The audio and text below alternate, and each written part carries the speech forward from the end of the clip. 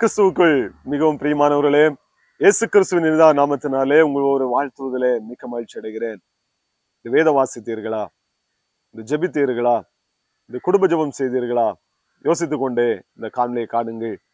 இதுவரையிலும் அப்படிப்பட்ட பழக்கம் உங்களுடைய குடும்பத்திலே, உங்களுடைய தனிப்பட்ட வாழ்க்கையில இல்லை என்று சொன்னால், இன்றைக்கு ஆண்டவருடைய சமூகத்தில் அர்ப்பணியுங்கள். ஆண்டவரே, உங்களுடைய வேதத்தை ஒழுங்காய் வாசிக்கவும், தியானிக்கவும், அதன்படி நடக்கவும், நான் ஜெபிக்கவும், குடும்பமாய் நாங்கள் கூடி உம்மை ஆராதிக்கவும் எங்களுக்கு பலன் தாரும், உதவி செய்யும் என்று சொல்லி கேளுங்கள். ஆண்டவர் உங்களுக்கு உதவி செய்வார். இந்த குடும்பத்தை ஒரு மகிழ்ச்சியுள்ள குடும்பமாய் ஆண்டவர் மாற்றுவார். இந்த நாளிலும் முதியோரின் கிரீடம் என்கிற காணொளி மூலமாக உங்களை சந்திப்பதிலே மிக்க மகிழ்ச்சி அடைகிறேன். நீதிமொழிகளின் புஸ்தகம் 16ஆம் அதிகாரம் 31ஆம் வசனம் இப்படியாக சொல்லுகிறது: நீதியின் வழியில் உண்டாகும் நரைமயிரானது மகிமையான கிரீடம் என்று சொல்லி வேதம் சொல்லுகிறது.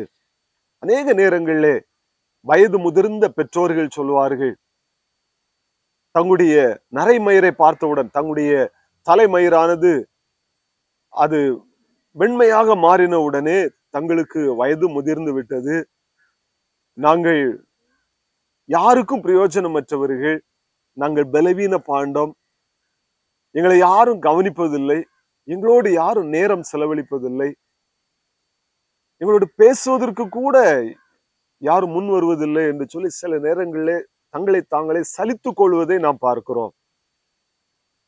ஆனால் வேதம் சொல்லுகிறது, ஒரு மனிதனுக்கு வயது முதிர்ந்த நிலைமையிலே நரைமயிர் உருவாகும் பொழுது அது அவனுக்கு, அந்த பெற்றோருக்கு, அந்த பெரியவர்களுக்கு அது மகிமையான ஒரு கிரீடமா இருக்கிறது என்று சொல்லி வேதம் சொல்லுகிறது. அது அவமானத்தை போல அல்ல, நீங்கள் வயது முதிர்ந்து விட்டீர்கள் என்கிற ஒரு அடையாளம் அல்ல. நீங்கள் இப்பொழுதுதான் ஒரு மகிமையான ஒரு கிரீடத்தை நீங்கள் பெற்றிருக்கிறீர்கள்.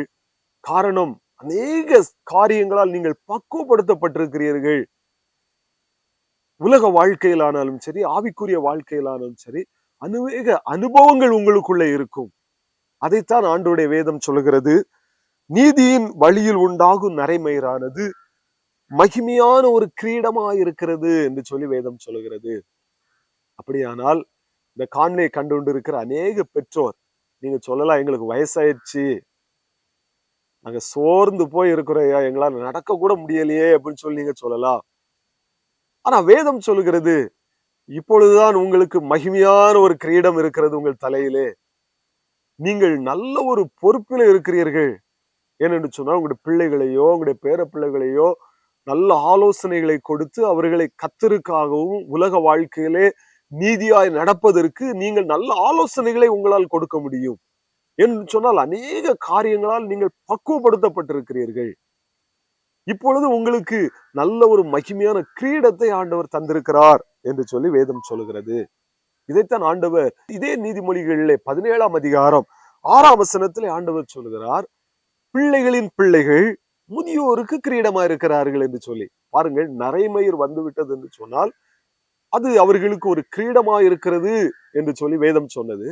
இப்பொழுது இங்கே சொல்லப்பட்டிருக்கிறது, பிள்ளைகளின் பிள்ளைகள், தங்களுடைய பேர பிள்ளைகள் தங்களுக்கு வந்துவிட்டால் அந்த பேர பிள்ளைகள் முதியோர்களுக்கு, வயது முதிர்ந்த நிலைமையில் இருக்கிற பெற்றோருக்கு அவர்கள் கிரீடமா இருக்கிறார்களா? அநேக பெற்றோர் சொல்லலாம், எங்க பேர பிள்ளைங்க வந்தது எங்களுக்கு உபத்திரவமா இருக்கு, எங்களை டிஸ்டர்ப் பண்றாங்க, எங்களால ரெஸ்ட் எடுக்க முடியல, எங்களால நேரத்தை ஒழுங்காய் செலவழிக்க முடியவில்லை என்று சொல்லி நீங்கள் நினைக்கலாம்.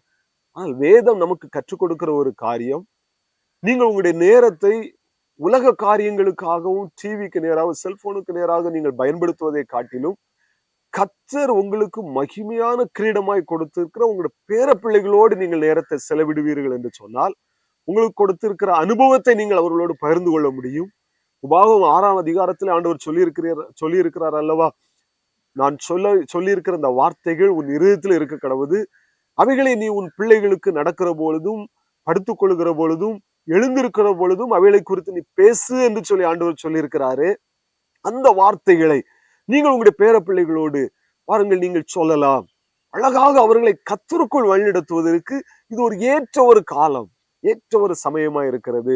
எனவே தான் ஆண்டவர் சொல்லுகிறார், கர்த்தர் உங்களுக்கு கொடுத்திருக்கிற பேர பிள்ளைகள் உங்களுடைய பிள்ளைகளுடைய பிள்ளைகள் உங்களுக்கு ஒரு கிரீடமா இருக்கிறார்கள் என்று சொல்லி வேதம் சொல்லுங்க. அவர்கள் உங்களுக்கு தொந்தரவாய் அல்ல, உங்களுக்கு கிரீடமா இருக்கிறார்கள். அதை நீங்கள் நினைத்துக் கொள்ள வேண்டும். ஆண்டவர் எனக்கு கொடுத்திருக்கிற பேர பிள்ளைகள் அவர்கள் எனக்கு கிரீடமா இருக்கிறார்கள் என்று சொல்லி நீங்கள் நினைத்து அவர்களோடு கூட நேரத்தை செலவிட்டு அவர்களை கர்த்தருக்குள் நீங்கள் வழிநடத்துவீர்கள் என்று சொன்னால் மெய்யாகவே உங்களுடைய வயோதிப கால வரையில் உங்களுடைய பேர பிள்ளைகள் உங்களுக்கு ஒரு மகிமையான ஒரு கிரீடமாய், உங்களுக்கு மகிழ்ச்சியை கொண்டு வருகிற ஒரு பிள்ளைகளாய் மாறுவார்கள். இதற்கு நல்ல ஒரு உதாரணத்தை நாம் வேதத்திலிருந்து பார்ப்போம் என்று சொன்னால், ரூத்தினுடைய புஸ்தகம் 4ஆம் அதிகாரம் 13ஆம் வசனத்திலிருந்து 17ஆம் வசனம் வரை நான் பார்க்கும் பொழுது, இங்கே ரூத்துக்கு குழந்தை பிறக்கிறது. குழந்தை பிறந்த உடனே பக்கத்து வீட்டுக்காரர்கள் எல்லாரும் வந்து அங்கே வாழ்த்துகிறார்கள். அவர்கள் வாழ்த்தும் போது பாருங்கள், அந்த பிள்ளையை நகோமியானவள் தன்னுடைய மடியிலே வைத்து அந்த பிள்ளையை ஆற்றி அந்த பிள்ளை அழகாக அவள் வளர்க்கிறாள், அன்பு செலுத்துகிறாள். உடனே அந்த வீட்டை சுற்றி உள்ள அயல் வீட்டுக்காரிகள் எல்லாரும் சொல்லுகிறார்கள். 17ஆம் வசனத்துல சொல்லப்பட்டிருக்கிறது, அயல் வீட்டுக்காரிகள் நகோமிக்கு ஒரு ஆண் பிள்ளை பிறந்தது என்று வாழ்த்தி அதற்கு ஓபேத் என்று பெயரிட்டார்கள். அவன் தாவீதின் தகப்பனாகிய ஈசாயின் தகப்பன் என்று சொல்லி வேதம் சொல்லுகிறது.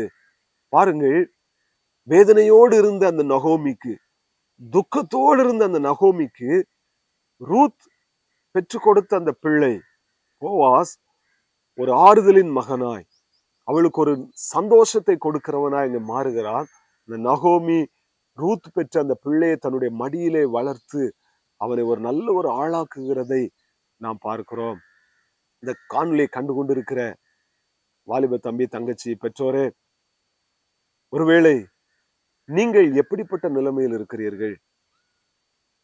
கர்த்தர் உங்களுக்கு கொடுத்திருக்கிற பேர பிள்ளைகளை கர்த்தருக்குள் நீங்கள் சரியாக வழிநடத்த முடிகிறதா? அவர்களோடு கூட நீங்கள் நேரத்தை செலவிட முடிகிறதா? அது மாத்திரமல்ல, தீத்துவுக்கு ஆண்டவர் எழுதும் போது அவர் சொல்லி வைத்திருக்கிறார். தீத்து 2ஆம் அதிகாரம் 2ஆம் வசனம் இப்படியாக சொல்லுகிறது, முதிர் வயதுள்ள புருஷர்கள் ஜாக்கிரதை உள்ளவர்களும் நல் ஒழுக்கம் உள்ளவர்களும் தெளிந்த புத்தி உள்ளவர்களும் விசுவாசத்திலும் அன்பிலும் பொறுமையிலும் ஆரோக்கியம் உள்ளவர்களுமா இருக்கும்படி புத்தி சொல்லு. பவுல் தீத்துவுக்கு எழுதும்போது சொல்லுகிறார், முதிர் வயதுல இருக்கிற பெற்றோர் அவர்கள் நல்ல ஒழுக்கம் உள்ளவர்களும் ஜாக்கிரதை உள்ளவர்களும் தெளிந்த புத்தி உள்ளவர்களுமாயிருந்து விசுவாசத்திலும் அன்பிலும் பொறுமையிலும் ஆரோக்கியம் உள்ளவர்களா இருக்கும்படி நீ புத்தி சொல்லு என்று சொல்லி அவர் சொல்லுகிறார். இந்த காணொலியை கண்டு கொண்டிருக்கிற வயது முதிர்ந்த பெற்றோரே, நீங்கள் சில நேரத்துல சோர்ந்து போயிருக்கிறீர்களோ, ஆண்டவர் சொல்லு, நீங்கள் ஜாக்கிரதை உள்ளவர்களா இருக்கலாம், அன்புள்ளவர்களா இருக்கலாம். அநேகருக்கு ஆண்டவருடைய அன்பை சொல்லுகிறவர்களாய் நீங்கள் மாறுவீர்கள் என்று சொன்னார். உங்களுடைய பேர குழந்தைகளுக்கு கர்த்தருடைய அன்பை சொல்லிக் கொடுத்து கர்த்தருடைய வழியில நடத்துவீர்கள் என்று சொன்னார். பேர குழந்தைகள் உடைய நரைமேறானது உங்களுக்கு அது மகிமையான கிரீடமாய் இருக்கும் என்று சொல்லி வேதம் சொல்கிறது. அப்படிப்பட்ட கிருபைகளை, அந்த பலனை, ஆரோக்கியத்தை, சந்தோஷத்தை இந்த வயது முதிர்ந்த நிலைமையில ஆண்டவர் தாமே உங்கள் ஒவ்வொருவருக்கு தந்து அவர் வழிநடத்துவாராக. ஆமென். God bless you.